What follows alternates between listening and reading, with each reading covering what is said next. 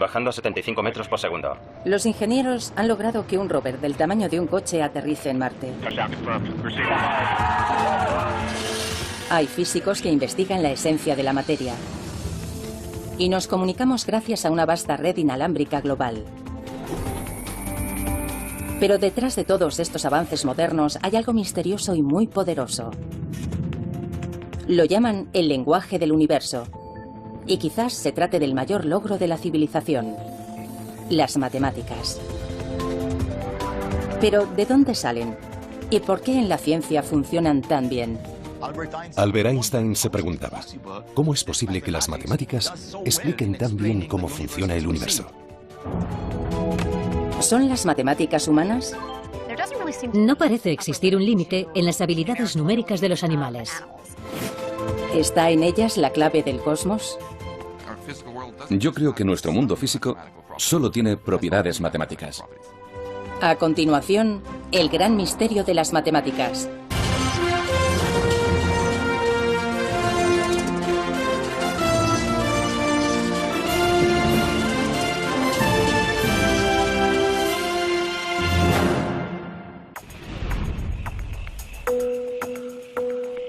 Los seres humanos han buscado siempre patrones en la naturaleza.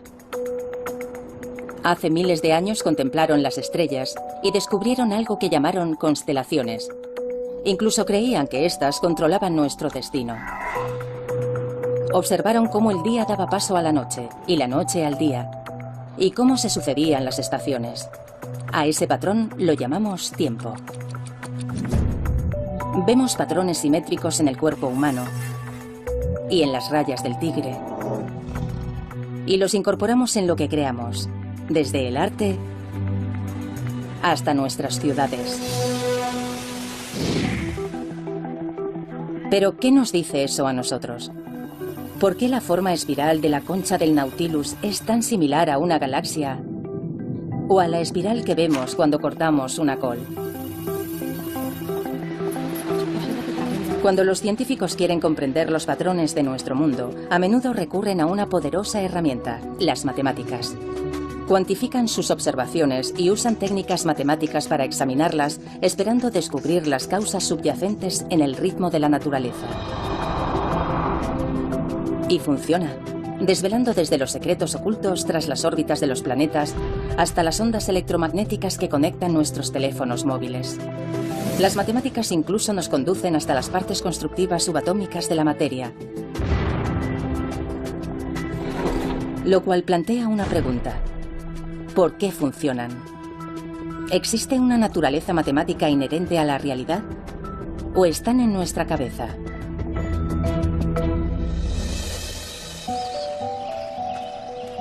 Mario Livio es un astrofísico que está fascinado con la profunda y a menudo misteriosa conexión entre las matemáticas y el mundo. En la naturaleza, los números están por todas partes. Por ejemplo, hay muchas flores que tienen 3 pétalos, como esta, o 5 como esta. Otras tienen 34 o 55. Y esos números aparecen con frecuencia.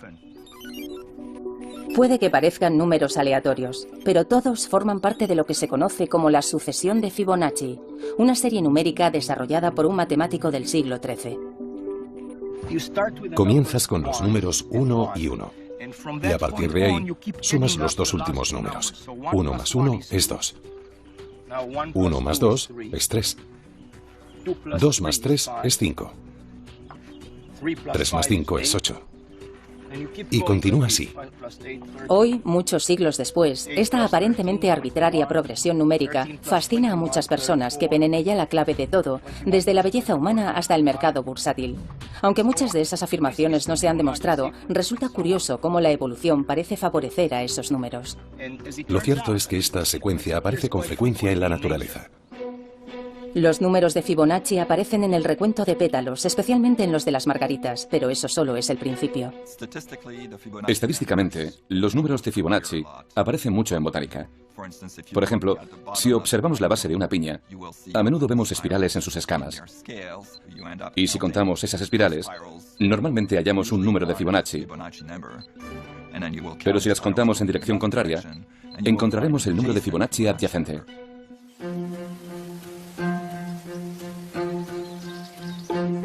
Hay dos grupos de espirales, y si contamos las espirales en cada dirección, ambas son números de Fibonacci. Aunque hay algunas teorías que explican la conexión botánica de Fibonacci, aún se siguen planteando preguntas fascinantes. ¿Saben matemáticas las plantas? La respuesta a esa pregunta es no. No necesitan saber matemáticas. En una forma muy simple y geométrica, las plantas, en muchos casos, disponen de una pequeña máquina que crea la secuencia de Fibonacci. Las misteriosas conexiones entre el mundo físico y las matemáticas son muy profundas. Todos conocemos el número pi, la relación entre la longitud de una circunferencia y su diámetro, y sabemos que sus dígitos decimales continúan hasta el infinito sin seguir un patrón repetitivo. Recientemente, en el año 2013, se calcularon 12,1 billones de dígitos, pero de alguna forma, pi es mucho más que eso. Pi aparece en un sinfín de fenómenos que no tienen aparentemente, al menos, nada que ver con circunferencias ni nada parecido. Sobre todo aparece bastante en la teoría de la probabilidad. Supongamos que cojo esta aguja. La longitud de la aguja es igual a la distancia entre las líneas que hay en esta hoja de papel.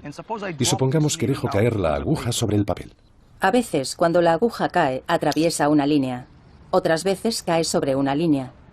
Resulta que la probabilidad de que la aguja atraviese una línea es exactamente de 2 entre pi, o aproximadamente de un 64%. Bien, eso significa que, en principio, yo podría dejar caer esta aguja millones de veces. Podría contar las veces que atraviesa la línea y las que no. Y en realidad estaría calculando el número pi. Aunque aquí no hay círculos, ni el diámetro de un círculo, ni nada parecido. Es asombroso.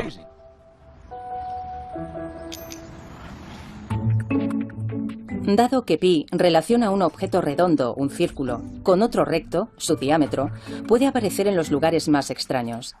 Algunos lo ven en los meandros de los ríos. La longitud real del río, que serpentea desde su nacimiento hasta su desembocadura, comparada con la distancia real, por lo general tiende a ser pi. Los modelos de cualquier cosa en la que intervengan ondas contienen el número pi. Igual ocurre con la luz y el sonido. Pi nos dice qué colores deberían aparecer en un arco iris y cómo sonará un do medio en un piano. Pi aparece en las manzanas, en el modo en que las células crecen con formas esféricas, o en el resplandor de una supernova.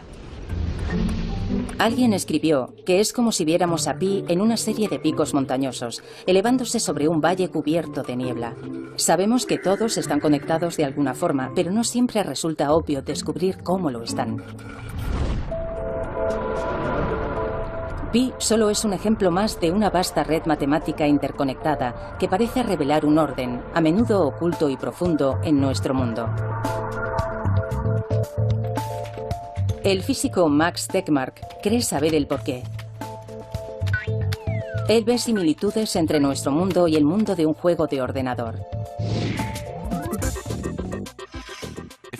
Si yo fuera un personaje de un videojuego tan avanzado, en el cual yo tuviera conciencia, y empezara a explorar el mundo de ese videojuego, me sentiría como si viviera en un mundo real, hecho de materia física.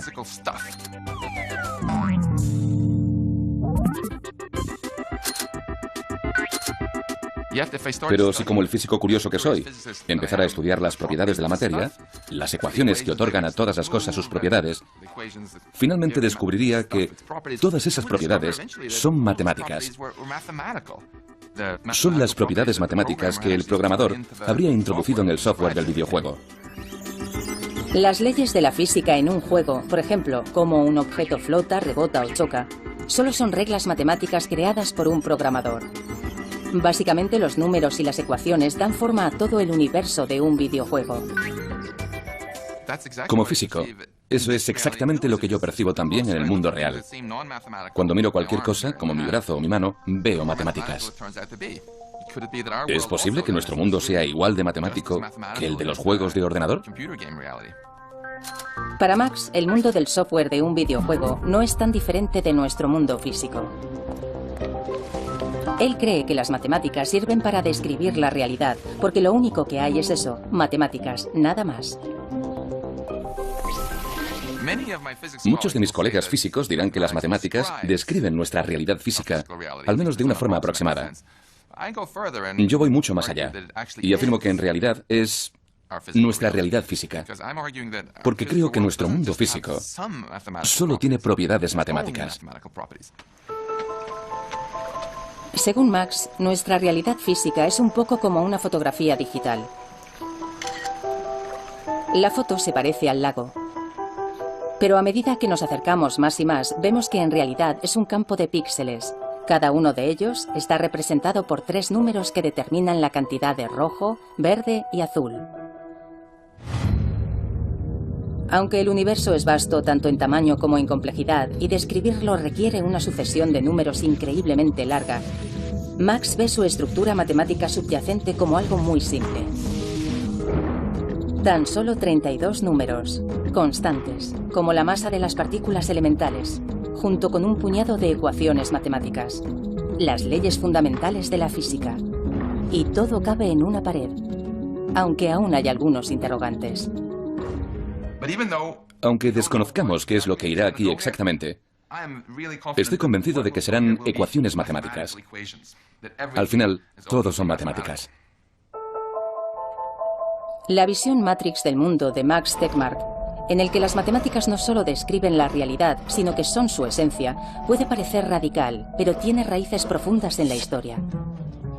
Se remonta a la antigua Grecia, a los tiempos del filósofo y místico Pitágoras. La historia cuenta que Pitágoras investigó la afinidad entre las matemáticas y la música, una relación que hoy está presente en el trabajo de Esperanza Spalding, una aclamada música de jazz que ha estudiado teoría musical y ve similitudes entre la música y las matemáticas. Me encantan las matemáticas, pero lo que más me gusta de ellas lo expreso a través de la música. Al principio estudias muchas ecuaciones, pero necesitas tener una relación muy visceral con el resultado de esas ecuaciones, que es el sonido, la armonía, la disonancia y todo eso. Soy mejor música que matemática, pero me encantan las matemáticas. Las dos son igual de exigentes. Tienes que estudiar. Sí, como una loca. Los antiguos griegos encontraron 3 relaciones entre notas especialmente agradables. Ahora las llamamos octava, quinta y cuarta.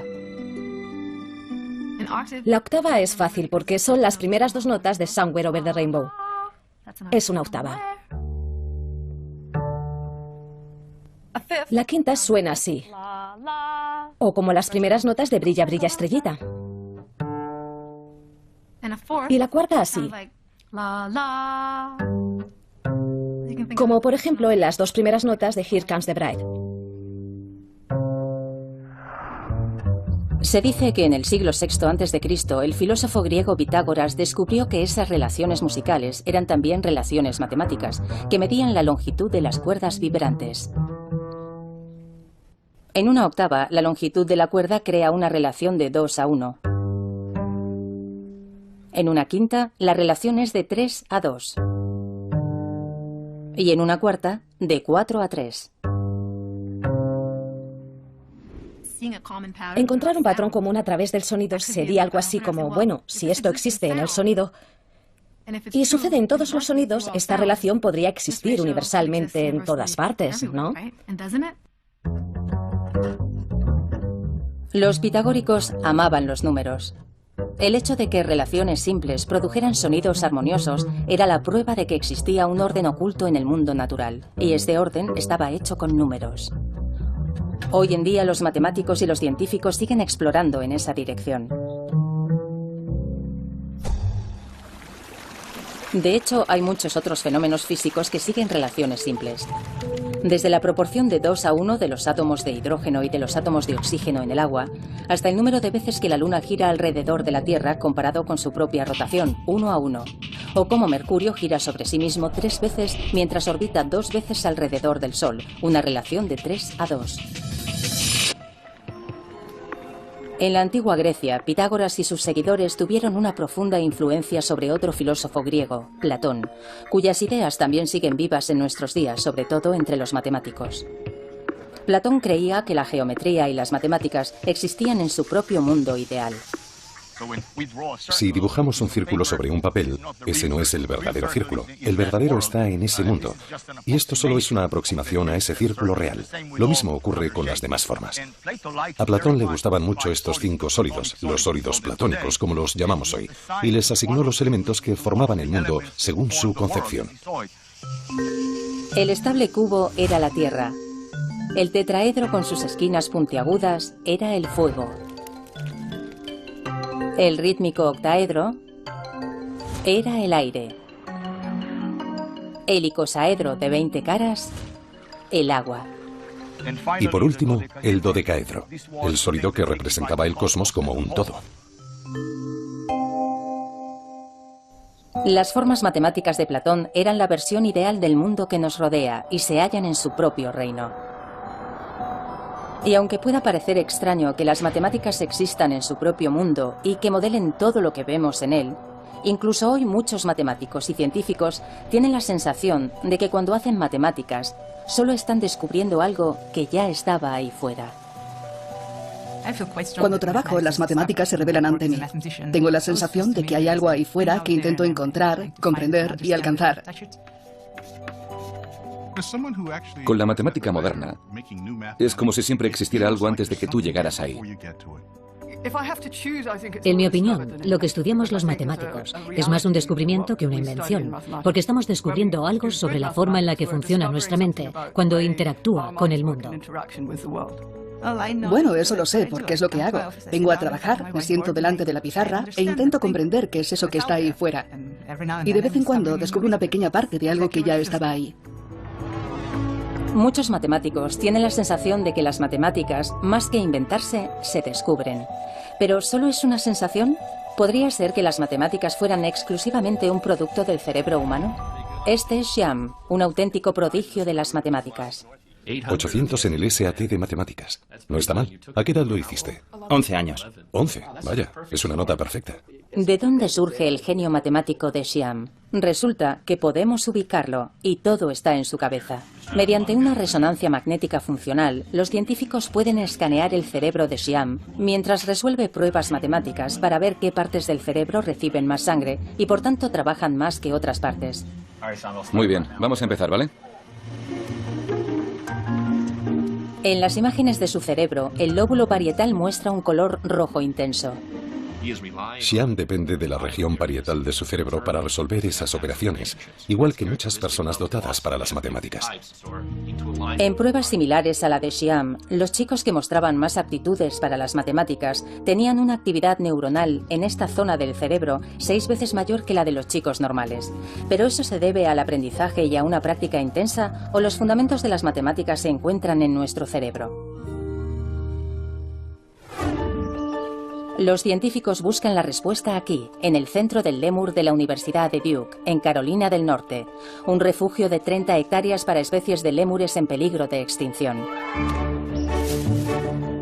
Como todos los primates, los lémures están emparentados con los seres humanos a través de un ancestro común que vivió hace más de 65 millones de años.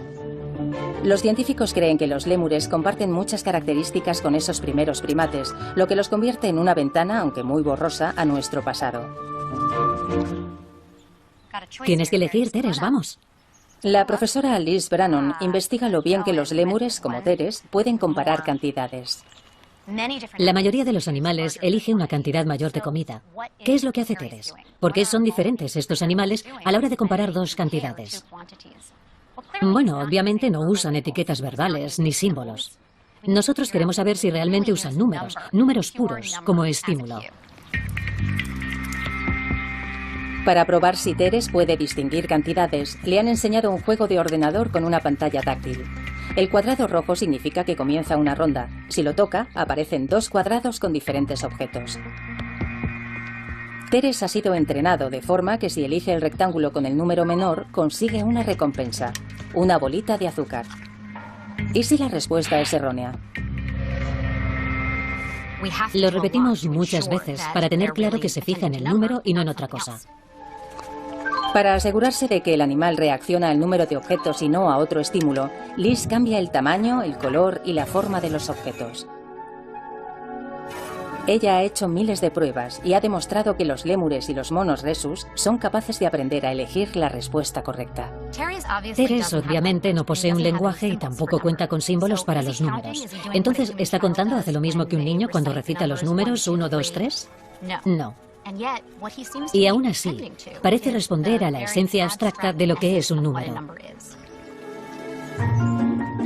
Los lémures y los monos rhesus no son los únicos.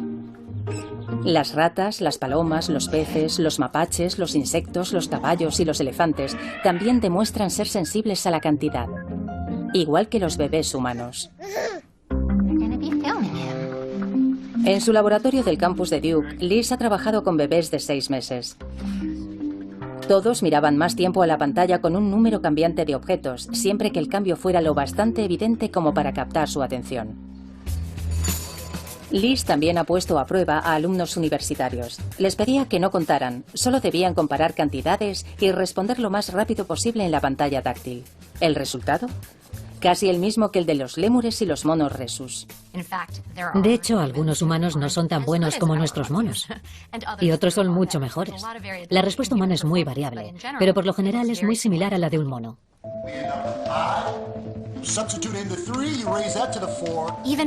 Incluso sin ningún tipo de educación matemática o sin el aprendizaje de términos numéricos o símbolos, todos los seres humanos seguiríamos teniendo un sentido numérico primitivo.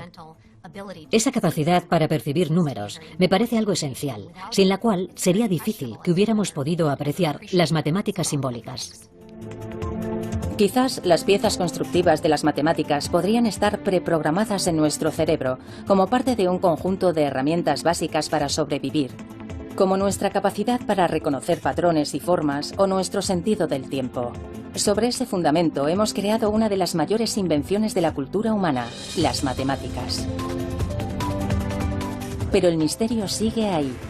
Si todo está en nuestra mente, ¿por qué las matemáticas han sido tan efectivas? A través de la ciencia, la tecnología y la ingeniería, han transformado el planeta y nos han permitido llegar incluso mucho más allá. Este es el laboratorio de reactores de propulsión de la NASA en Pasadena, California. Roger, recibida misión. Iniciando entrada.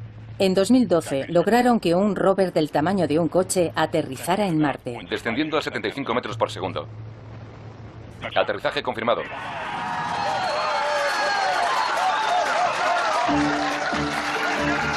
Adam Stelzner era el ingeniero jefe del equipo que diseñó el sistema de aterrizaje. Su trabajo dependía de un descubrimiento revolucionario del Renacimiento que hizo que las matemáticas se convirtieran en el lenguaje de la ciencia. La ley de la caída libre de los cuerpos.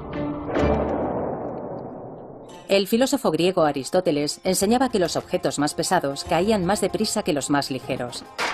Una idea que superficialmente tiene sentido. Incluso en esta superficie, el patio de Marte, donde se prueban los rovers del laboratorio. Aristóteles pensaba que la velocidad a la que los cuerpos caen es proporcional a su peso, lo cual es razonable. De hecho, era tan razonable que la idea fue aceptada durante casi 2000 años, hasta que a finales del siglo XVI fue rebatida por un matemático italiano, Galileo Galilei. Según la leyenda, Galileo dejó caer 2 bolas de cañón de diferente tamaño desde la torre de Pisa. No estamos en Pisa y no tenemos balas de cañón, pero tengo una bola de bolera y una pelota de goma. Vamos a pesarlas. Primero, pesamos la bola de bolera. Pesa casi 7 kilos. Y la pelota no pesa casi nada. Voy a lanzarlas.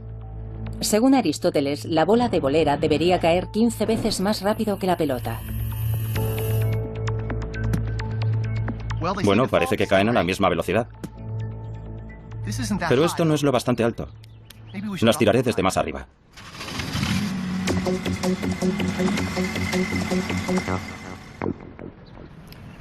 Ed está a 6 metros de altura. Veamos si caen a la misma velocidad. ¿Listo? 3, 2, 1, ya.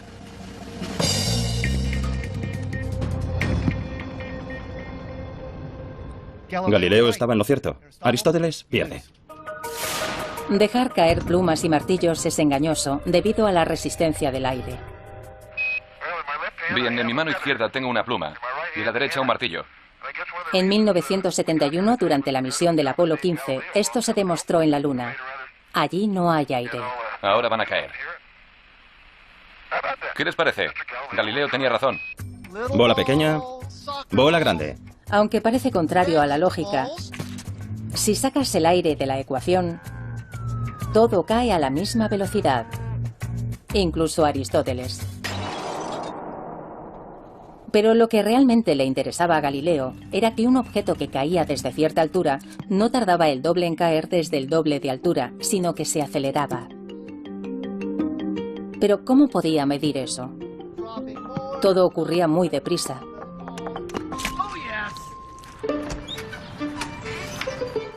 A Galileo se le ocurrió una solución muy ingeniosa. Construyó una rampa, un plano inclinado, para reducir el movimiento de caída y poder medirlo. Vamos a usar esta rampa para encontrar la relación entre la distancia y el tiempo. Para el tiempo usaré una unidad arbitraria, un Galileo. Un Galileo. La longitud de la rampa que la bola recorre durante un Galileo será la unidad de distancia. Tenemos una unidad de distancia en una unidad de tiempo. Ahora lo probaremos contando hasta 2. Un Galileo, 2 Galileos. En 2 unidades de tiempo, la bola ha recorrido 4 unidades de distancia. Ahora veamos lo lejos que llega en 3 Galileos. Un Galileo, 2 Galileos, 3 Galileos. En 3 unidades de tiempo, la bola ha recorrido 9 unidades de distancia. Bien, aquí está. Ya tenemos una relación matemática entre tiempo y distancia. El ingenioso uso de una rampa demostró que los objetos al caer siguen leyes matemáticas. La distancia que la bola recorre es directamente proporcional al tiempo al cuadrado. Esa relación que observó Galileo es una expresión matemática de la física de nuestro universo. La observación que Galileo realizó hace siglos acerca de los cuerpos que caen sigue siendo igual de válida hoy. Es la misma expresión matemática que podemos usar para entender cómo caen las cosas aquí en la Tierra, rodando por una rampa, o incluso para aterrizar el rover Curiosity en la superficie de Marte. Es el poder de las matemáticas. En la visión de Galileo, las matemáticas podían usarse como herramienta para desvelar y descubrir las reglas ocultas de nuestro mundo. Más tarde escribió: "El universo está escrito en lenguaje matemático". Las matemáticas son el lenguaje con el que comprendemos el universo. No sabemos cuál es la razón por la que las leyes de la física y el universo siguen modelos matemáticos, pero es así. Mientras Galileo convertía ecuaciones matemáticas en leyes científicas, otro hombre que nació justo el año en que murió Galileo llevó todo esto a lo más alto del firmamento. Se llamaba Isaac Newton. Y trabajó aquí, en el Trinity College de Cambridge, Inglaterra. Se dice que Newton era un genio solitario, y aquí, en la bolera del jardín del Trinity College, solía caminar arriba y abajo, meditabundo y absorto, dibujando diagramas matemáticos en la gravilla. Cuentan que sus colegas recibieron instrucciones para que no le molestaran ni removieran la gravilla por donde él había pasado, por si acaso, sin darse cuenta, borraban algún importante descubrimiento científico o matemático. En 1687, Newton publicó un libro que se convertiría en un hito de la historia de la ciencia. Hoy se conoce simplemente como Principia. En él, Newton recogía observaciones realizadas en todo el mundo y usaba las matemáticas para explicarlas. Por ejemplo, cómo durante el otoño de 1680 se vio un cometa en el cielo. Newton reunió datos de todo el mundo para reconstruir el camino del cometa. El 19 de noviembre comenzaba con una observación hecha en Cambridge, Inglaterra, a las 4:30 de la mañana. Y luego hay otra a las 5 de la mañana, en Boston, Nueva Inglaterra. Newton acumulaba datos recogidos por observadores repartidos por todo el mundo para reconstruir, con cálculos de una precisión sin precedentes, el recorrido de ese gran cometa por el firmamento. La idea revolucionaria de Newton fue que la fuerza que hacía que el cometa girara a toda velocidad alrededor del Sol era la misma fuerza que hacía que las balas de cañón volvieran a caer en la Tierra. Era la misma fuerza oculta tras la ley de los cuerpos que caen de Galileo, que también hacía que los planetas se mantuvieran en su órbita. Newton llamó a esa fuerza gravedad y la describió con precisión en una ecuación sorprendentemente sencilla que explica cómo dos masas se atraen mutuamente tanto aquí, en la Tierra, como en el firmamento. Lo más impresionante y espectacular es que una sola ley matemática te permita moverte por todo el universo. Hoy incluso podemos observarla en acción mucho más allá de la Vía Láctea. Esto es una imagen de dos galaxias que se atraen y están fusionándose. Así es como nace una galaxia. Exacto. Mario Livio forma parte del equipo que trabaja con las imágenes del telescopio espacial Hubble. Durante décadas los científicos han usado el Hubble para explorar más allá de nuestro sistema solar y de las estrellas de nuestra galaxia. Nos muestra las lejanas nubes de gas de las nebulosas y un vasto número de galaxias que giran en el espacio a una distancia de miles de millones de años luz. Esas imágenes revelan que en todo el universo visible, hasta donde el telescopio Hubble puede ver, sigue rigiendo la ley de la gravedad. Newton describió las leyes de la gravedad y del movimiento basándose en las cosas que pasaban en la Tierra y en los planetas del sistema solar y demás. Pero esas mismas leyes, exactamente las mismas, siguen rigiendo en las galaxias más distantes. Y todo en ellas, cómo se forman y cómo se mueven, está controlado por esas mismas leyes matemáticas. Algunas de las mentes más brillantes del mundo han descubierto con asombro cómo las matemáticas impregnan el universo. Albert Einstein se lo preguntaba. Decía, ¿cómo es posible que las matemáticas, que él pensaba que eran un producto del pensamiento humano, expliquen también el universo tal y como lo vemos? Y el premio Nobel de Física Eugene Wigner acuñó esta frase: la irrazonable efectividad de las matemáticas. Wigner decía que el hecho de que las matemáticas puedan describir también el universo, en especial las leyes físicas, es un don que no comprendemos ni merecemos. En la física abundan los ejemplos de esta irrazonable efectividad.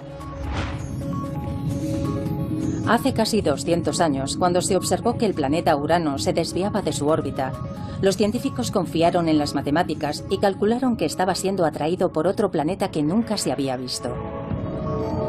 Y así fue como descubrieron Neptuno. Gracias a las matemáticas se predijo la existencia de un planeta desconocido hasta entonces. Si formulas una pregunta correctamente, las matemáticas te dan la respuesta. Es como tener un sirviente que es mucho más capaz que tú. Si le dices, hazlo, y se lo dices bien, entonces lo hará. Te llevará por el camino de la verdad, hasta hallar la respuesta final. Las evidencias del asombroso poder predictivo de las matemáticas se encuentran por todas partes a nuestro alrededor. La televisión, la radio, su teléfono móvil, los satélites, el monitor del bebé, el wifi, el mando de la puerta del garaje, un GPS. Y sí, puede que incluso el mando a distancia de la televisión. Todas esas cosas usan ondas invisibles de energía para comunicarse. Y nadie sabía que existían hasta conocer el trabajo de James Maxwell, un físico y matemático escocés. En 1860 publicó un conjunto de ecuaciones que explicaban cómo la electricidad y el magnetismo estaban relacionados y cómo se generaban el uno al otro. Sus ecuaciones también hacían esta sorprendente predicción. Juntos, la electricidad y el magnetismo podían producir ondas de energía que viajarían a través del espacio a la velocidad de la luz. Las ondas electromagnéticas. La teoría de Maxwell nos dio las ondas de radio, los rayos X, cosas que nadie conocía.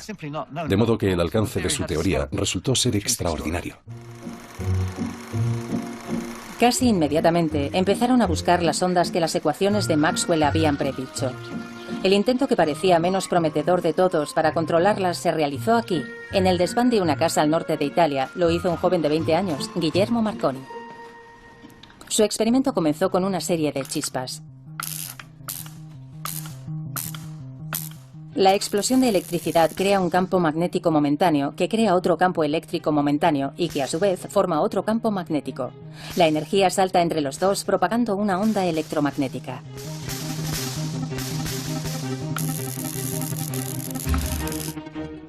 Marconi ideó su sistema para que funcionara en un interior, pero luego lo amplió. En pocas semanas construyó una gran antena detrás de su casa para amplificar las ondas procedentes de su generador de chispas. Después pidió a su hermano y a un ayudante que llevaran un receptor hasta el otro lado de la finca, detrás de una colina cercana. Llevaban escopetas para disparar en el caso de que captaran alguna señal.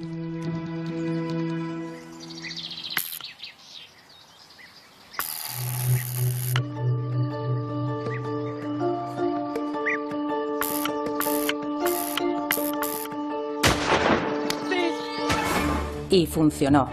Detectaron la señal a pesar de que el receptor estaba detrás de la colina, a 1500 metros de distancia. Fue la transmisión más lejana realizada hasta entonces. En menos de 10 años, Marconi consiguió enviar señales de radio a través del Atlántico.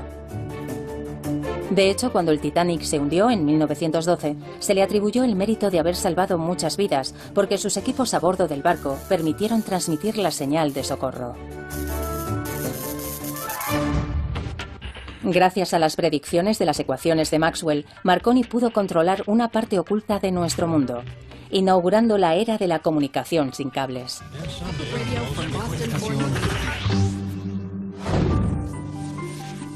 Desde Maxwell y Marconi, las evidencias de la capacidad predictiva de las matemáticas no han hecho más que aumentar, especialmente en el mundo de la física.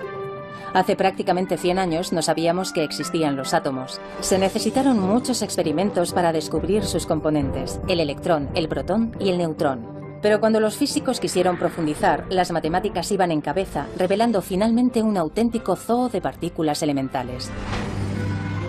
Descubrimientos que hoy continúan en el CERN, la Organización Europea para la Investigación Nuclear, en Ginebra, Suiza. Actualmente es más conocido por su gran colisionador de hadrones, un acelerador de partículas circular de 27 kilómetros construido bajo tierra. Este proyecto de 10.000 millones de dólares tiene un objetivo bien conocido: encontrar uno de los bloques constructivos fundamentales del universo. Una partícula subatómica cuya existencia predijeron matemáticamente hace casi 50 años Robert Broud y François Englert en Bélgica y Peter Higgs en Escocia. Peter Higgs reunió las ecuaciones de la física más avanzadas que teníamos y tras muchos cálculos se dijo: si construimos una máquina lo bastante sofisticada como para hacer que las partículas choquen entre sí a una velocidad próxima a la de la luz, descubriremos una nueva partícula. El descubrimiento de la partícula de Higgs sería la prueba del campo de Higgs, una melaza cósmica que es el material de la masa de nuestro mundo, lo que habitualmente experimentamos como peso. Sin masa, todo viajaría a la velocidad de la luz y nunca se combinaría formando átomos. Eso es lo que convierte al campo de Higgs en una parte fundamental de la física, y por eso llaman a la partícula de Higgs partícula de Dios. En 2012 se pudo constatar la veracidad del trabajo realizado por Peter Higgs y sus colegas hace unas décadas. Los experimentos del CERN confirmaron la existencia de la partícula de Higgs. Lo construimos, funcionó y viajamos gratis a Estocolmo.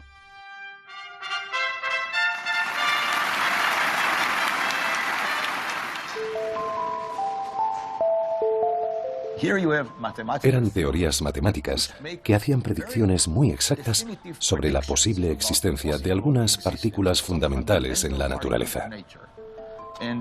Y lo creas o no, se hicieron experimentos y se descubrieron las partículas que las matemáticas habían predicho. Para mí es algo asombroso. ¿Por qué funciona y por qué son las matemáticas tan poderosas?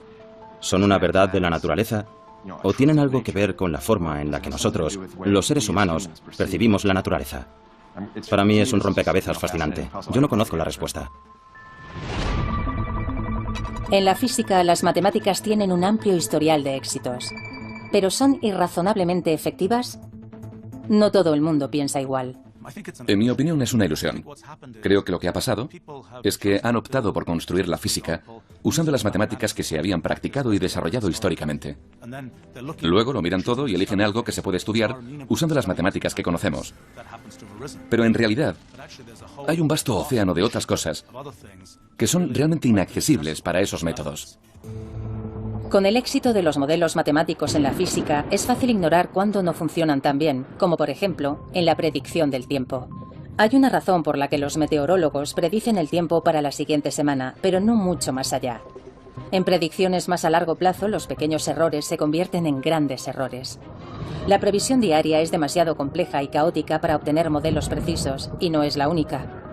Lo mismo sucede con el agua que hierve en el fuego, con el mercado bursátil, con la interacción de las neuronas en el cerebro, con gran parte de la psicología humana y en muchas partes de la biología. Los sistemas biológicos y los económicos resultan difíciles de estudiar con las matemáticas. Tenemos muchas dificultades para hacerlo. Por eso yo no veo las matemáticas irrazonablemente efectivas, sino razonablemente inefectivas. Quizá nadie sea más consciente del poder y de las limitaciones de las matemáticas que quienes las usan para diseñar y construir cosas, los ingenieros. Mira esas ruedas. En su trabajo, la elegancia de las matemáticas choca con el desorden de la realidad y con la funcionalidad que rige el día a día. Las matemáticas, y quizás los matemáticos, operan en el dominio del absoluto, y los ingenieros viven en el dominio de lo relativo. Fundamentalmente nos interesa lo práctico. Y por eso, con frecuencia hacemos aproximaciones, tomamos atajos. Nosotros ignoramos términos y ecuaciones para hacer cosas que son lo bastante simples para alcanzar nuestros objetivos. Muchos de los grandes logros de la ingeniería fueron construidos usando atajos matemáticos, ecuaciones simplificadas que ofrecían una respuesta aproximada, es decir, sacrificando la precisión por la funcionalidad. Y para los ingenieros, aproximada ya es mucho. Basta para llevarte a Marte. A los ingenieros no nos pagan por hacer las cosas bien, sino por hacer las cosas lo suficientemente bien. Muchos físicos ven una asombrosa precisión en la forma en que las matemáticas revelan los secretos del universo, haciendo que parezca una parte inherente de la naturaleza. Mientras que en la práctica, los ingenieros tienen que sacrificar la precisión de las matemáticas para que algo sea útil, haciendo que parezcan una herramienta imperfecta de nuestra propia invención. Entonces, ¿qué son las matemáticas? ¿Forman parte del universo o son una invención humana? Puede que ambas cosas. Para mí, las matemáticas son una intrincada combinación de invenciones y descubrimientos. Fijémonos en algo como los números naturales, 1, 2, 3, 4, 5, etc. Yo creo que lo que pasó es que la gente observaba muchas cosas y veían, por ejemplo, que había 2 ojos, 2 pechos, 2 manos y demás. Y tras algún tiempo, de todo eso abstrajeron el número 2. Según Mario, 2 se convirtió en un concepto inventado, como el resto de los números naturales. Pero después la gente descubrió que esos números tenían todo tipo de intrincadas relaciones. Eso eran descubrimientos. Inventamos el concepto y después descubrimos las relaciones entre los diferentes conceptos. Entonces, ¿esa es la respuesta? ¿Son las matemáticas un invento y también un descubrimiento? Es una pregunta con 2 respuestas. Sí, parece que ya estaba ahí. Y sí, es algo que surge de la naturaleza creativa más profunda del ser humano. Puede que tengamos alguna idea sobre cómo funciona todo esto, pero no conocemos todas las respuestas. Al final, sigue siendo el gran misterio de las matemáticas.